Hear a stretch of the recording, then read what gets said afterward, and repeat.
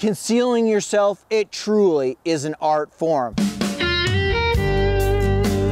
When you're spot and stalk hunting, there's certain things that you really need to do, and one of them is to stay off the skyline. Deer are going to pick you up in a second. They catch any movement on the skyline, your hunt is over.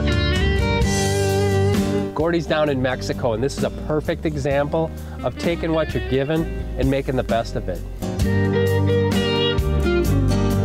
In open country, concealing yourself takes a little bit more struggle than, say, if you're up in a tree stand hiding in the limb.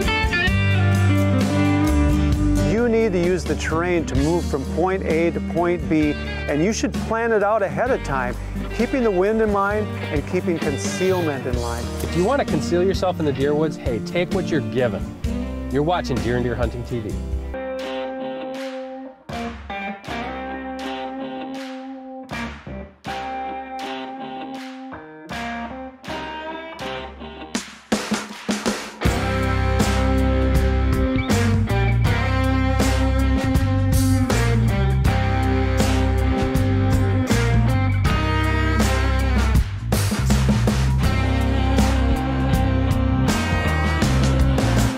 This is Land of Whitetail TV.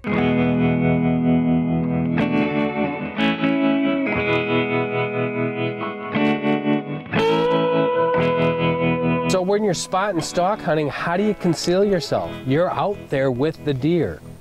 It goes back to common sense. It's how you approach that area. You gotta take it slow, you gotta calm down, and always be measuring your next step. It's important to use the shadows. If you're planning to set up and glass for a long time, you don't want to be out in the open exposed where the sun is hitting you. I mean, if you have your hands exposed, your face, those are all very reflective and deer are going to pick up on it. I mean, it's the same with you. That's what you're looking for. You're looking for the sun reflecting off those deer. You have to use the terrain. But if you're hunting a timber setting, you have all sorts of objects to use. Best one? Right here, tree trunks. When you're slipping through the timber, whether you're going to a tree stand or still hunting, you want to move from trunk to trunk to trunk. Outcroppings, rises and hills, ditches, the topography. You have to use the topography. If that buck is bedded over there, how am I going to get in a position where I can maybe glass him to see if he's a buck I want to shoot? Use those natural surroundings to conceal yourself, and you can get in and get up on a whitetail. Scent control is important, and a good part of scent control when you're on the move, when you're on the ground, on the move, is playing the wind. You need to ensure you're downwind, have plenty of terrain to work around between you and the deer, and if not, you need to minimize your height. You might have to get down on the ground and do the Kaiser crawl, so to speak. Hey, those things there can help you get within range. Cover scents can totally help conceal you, whether you're in a blind or whether you're in a tree stand or whether you're spot and stalk hunting. Again, you have to match the cover scent to where you're going to be. Don't go spray pine cover scent on your boots if you're hunting where there's not even a pine tree to be seen. Deer are going to pick up on that. If there's something out of place, they will find it. You have to match yourself with your surroundings. But it's most important to play the wind. You should always be checking the wind. You should always be mindful of the wind. You should always be using the wind to your advantage. Land of Whitetail is brought to you by Cuddyback, more deer, fewer blanks. Analogics, protect your herd with the power of science. Thompson Center, America's master gunmakers. Hornady, accurate, deadly, dependable. And by Scent Killer Gold with Hunt Dry technology. Apply, dry it, and go hunt.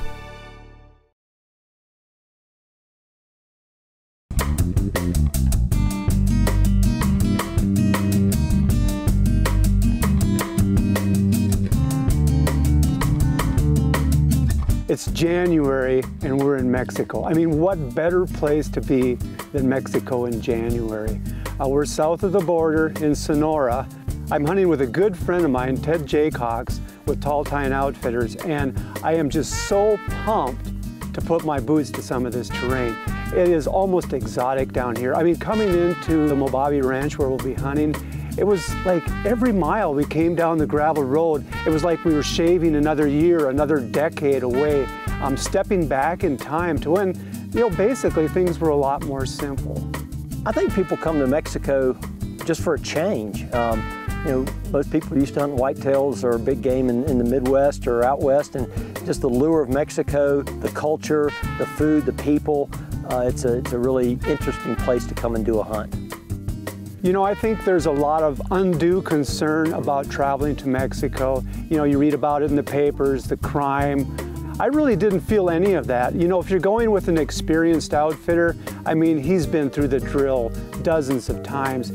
I've been coming down here since 2002, and it's a real simple process, very safe. We're in an area in the mountains. There's a lot of border stops, customs, things of that, but it's all part of the experience. Roberto and Alice Valenzuela are the owners of Mobabe, and Roberto's dad actually bought the ranch in the early 40s.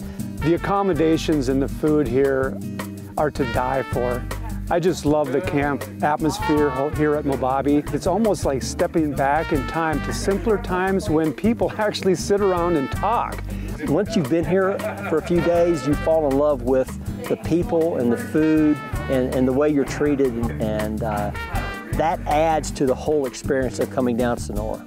This Coues deer hunt is similar in some ways to a spot and stalk mule deer hunt. We're getting up early, we're going to some elevated glassing areas, spending several hours there looking for the Coues deer. This is my second Coues deer hunt, so I kind of knew what to expect. I knew it was going to be spot and stalk hunting on steroids, because this terrain, it's not only that it's very vertical, it's really rocky, so you're always stumbling a little bit, you're always trying to catch your feet, you're always trying to catch your breath if you're from the Midwest. The area we hunt Coues in here down in Sonora ranges from about 4,500 feet elevation up to about 6,000 or 7,000. So it's always good to, to come in shape and be prepared for a strenuous hunt. I knew it was going to be a challenge, but I was really physically and mentally prepared for it. So our first afternoon out, we only had a couple hours after their trip in from Tucson. Climbed up to a little hill, saw a couple bucks, had the dilemma of the first day like you generally sometimes do. Do we take this buck? He was a borderline 100-inch deer, which is kind of the benchmark we've set for ourselves. And we thought, we might be able to do better than that. Let's give this a little bit of time, and the fact that he was about 370 yards away. Got some great exposure, got to look at some deer, but in the end we decided to pass on that deer.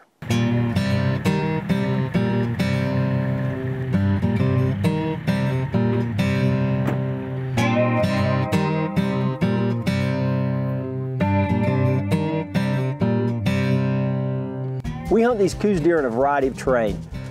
A lot of big hillsides, rocky outcroppings, ocotillo, cactus, and we also hunt them in the oak trees. This particular part of Sonora on Rancho Mobabe has just thousands and thousands of acres of oak trees, and the deer, obviously like whitetails, they love the acorns, so we hunt them in those locations as well. In a way, it's almost intimidating hunting Coues deer. They are small. I tell you, when you look at them in a scope, it reminds me of hunting coyotes. When you see a Coues deer at 300 yards, you put the scope on him, you go, oh my God, he looks like he's 600 yards away. It's because I'm used to seeing big Midwestern deer. These deer maybe weigh 120 pounds, and they're so elusive. They blend in so well with their surroundings. These Coues deer are a very diminutive species. They average around 120, 125 pounds. So the racks obviously are smaller too. In fact, it only takes 110 inches to make Boone and Crockett on a Coues deer. Judging it's a very important part of how we hunt them down here in Mexico.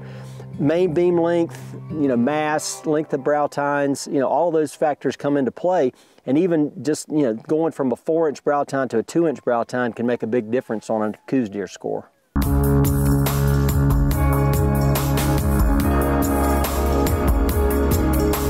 We got up high and we started glassing and glassing and glassing. Gordy spotted a buck, but it was about 1,300 yards away. We can drop off this ridge, go through the bottom, hit the Alexander Ridge, and bounce our way. We had to go off the mountain, cross an arroyo, up a big mountain to the end of a ridge, and we sat there for about 6 hours. It was a long, grueling sit, and Gordy and I glassed and glassed. We never were able to pick up that buck. When we return, He was right on the top of the hill, bedded down. I mean, this was a gift.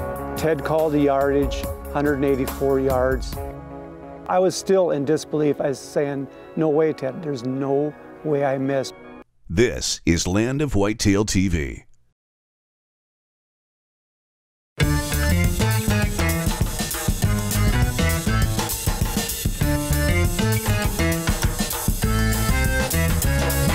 Gordy Krahn is in Mexico hunting the little-known Coues deer, and he's finding that their smaller size, combined with the steep, rugged terrain, makes this one of the most challenging hunts on the continent. They're just really a difficult deer, because even if you see one at 600 yards, you think, well, all we got to do is sneak in, get a little closer. Well, that's not easy here. I mean, you're talking very vertical terrain. It's very physical, and if you're not prepared for it, it can be pretty intimidating. The variety of terrain these Coues inhabit are from the rocky outcroppings and ocotillo-covered hillsides to the thick oak valleys. A big part of what we do when we hunt Coues deer down here is glassing. You'll spend hours and hours and hours looking through a spotting scope or through binoculars, so having good glass is really important. So we were back at it the next morning. We had, about another quarter of a mile to go. We were just gonna scale the hill, get up on top, and start glassing again. Well, we hadn't gone another 200 yards, and Ted was easing up the hill just to have a peek before we committed to going over. And all of a sudden, he comes sliding back down. He says, there's a buck, there's a buck. As it turned out, we spotted a buck that was bedded. Right away, my heart just started pounding. He was right on the top of the hill, bedded down. I mean, this was a gift. He wasn't that far. Ted called the yardage, 184 yards. I was settled in, I was rock solid.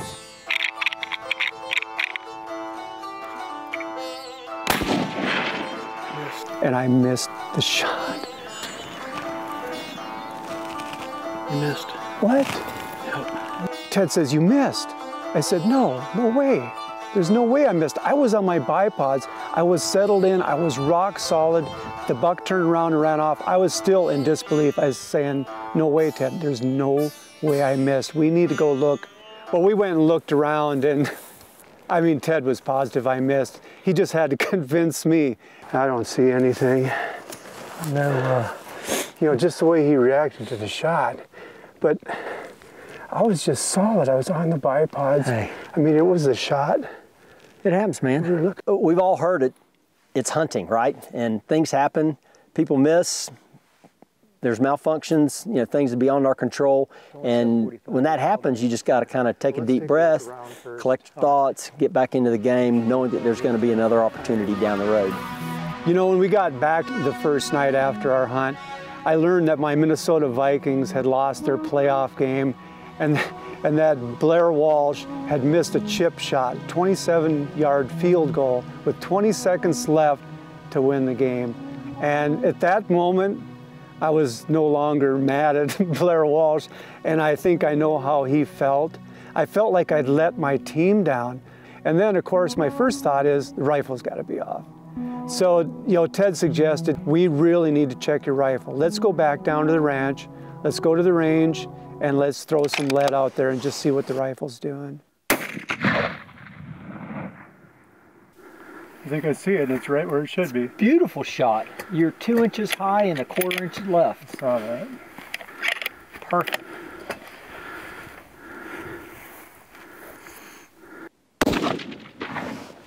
So I suck. The rifle's fine. You can call me Blair Walsh for the rest of the day, but That's a shame because the rifle would have been easier to fix. thanks, buddy. I needed that. A couple days later, we were still looking for that next buck. And, Ted was really working it. He was really working hard. So time was running out on Gordy's hunt. And we knew where this particular buck was. He wasn't one of the biggest bucks we'd seen during the trip, but he was a very old, very mature buck. He'd been chasing does. We saw him in the afternoon. And we just came over the first bench, and I look over, and there's a buck, and he's running. His tail, I can see his frame, and Ted got the binoculars on him just before he disappeared. He said, that was our buck. We just bumped our buck.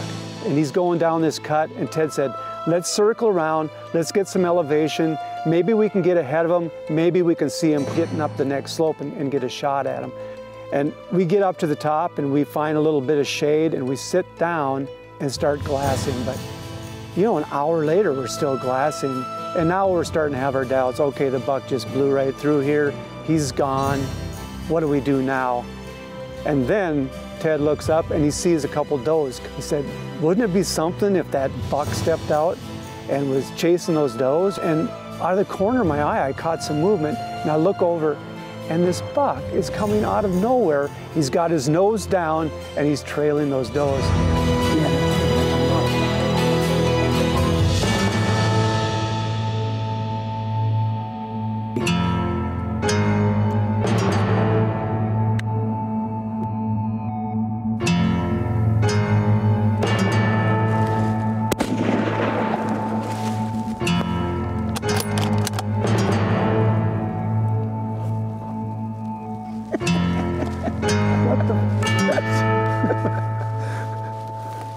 Can you believe that? I said, wouldn't it be something if that buck saw those two does and he came up out of the bottom to him? And it wasn't 10 seconds later that you said, there's the buck. He's a great management deer. He's an older deer, has gone downhill genetically. And you know, in my opinion, I don't measure these Coues deer in inches, I measure them in vertical feet. Well, you've paid the price for this boy. Cool, they are awesome. He's an older deer for sure. Older deer, he's shrunk way down, main beams are down. He's got nice mass through here though, doesn't he? Yeah, for Coues he does, yeah, absolutely. Yeah. Look how small their bodies are. Oh, these are small deer. Oh. Hey, it's a tough target. Good shot, man. Thanks. Congratulations. If I could give one piece of advice for anyone that's coming down to do a Coues deer, it would be to prepare for the hunt in so many ways, physically and mentally.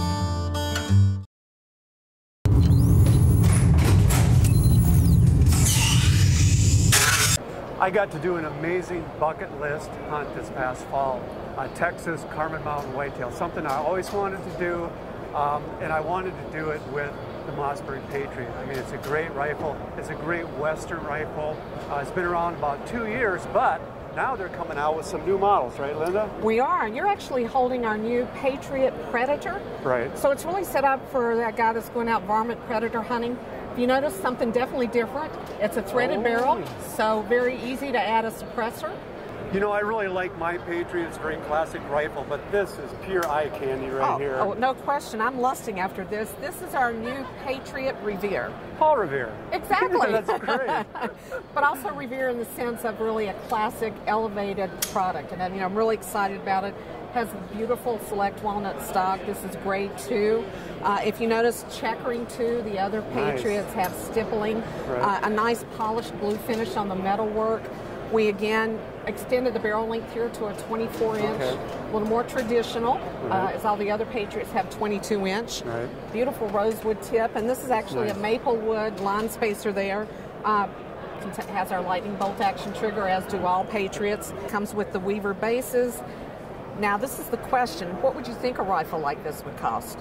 You know, I'm thinking it's got to be $1,000, $1,100. And I would think that's what most people would think, but suggested retail on this is $825. That is sweet. Growing Big with Steve Bartilla. When it comes to habitat improvement, everybody focuses on food plots when it comes to managing deer.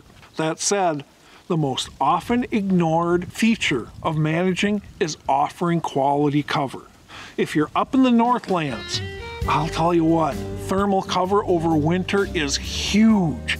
It is absolutely huge because those whitetails, they're really balancing a fine line between survival and death over winter. That mature buck, he's lost 25–30% body weight during the rut, and now he's gonna run a negative energy balance all winter long. He's gonna burn more calories acquiring and digesting his food than he's actually gonna get out of it. That's where thermal cover comes into play. If you've got good thermal cover, the deer inside that thermal cover are experiencing a 1 to 2 to 3, even 4 degree temperature difference. It's that much warmer in there. That may not seem like much to you and me. It does to the deer. It does to the deer's survival. Those nasty winters tend to lay native grass flat. Another way is to just go out in the woods here and create cover with a chainsaw by hinge cutting. As I always say, for safety reasons and to cover myself, I'm going to suggest you go out and hire professional loggers to do this. You drop that cover down to the forest floor, and just like that, you jack the amount of cover up in that property. You can take a park effect woods, and just that quick, it is a thick, nasty jungle. It provides us with all that extra browse that's now down on the forest floor, and it cuts down their line of sight. They can't see us when we're sneaking through there to go to our tree stand. They can't see that 140-inch buck that's standing over there when the 150-inch buck is over here, so they get in a fight. It reduces social stress by reducing the visibility. It allows more family groups to pack into there, again reducing social stress because they can't see each other. It makes that buck work so much harder trying to find that doe than when you're in a park effect woods. When you're in a park effect woods, he can stand here and he can see way out there and say, oh, no, there's no does there, I might as well move on. You go ahead and add good quality cover, and he can't do that. He has to go check that. Food plots are a big, important part of habitat improvement. But do not forget addressing cover. You produce the best cover in the area, you're going to have more deer for it.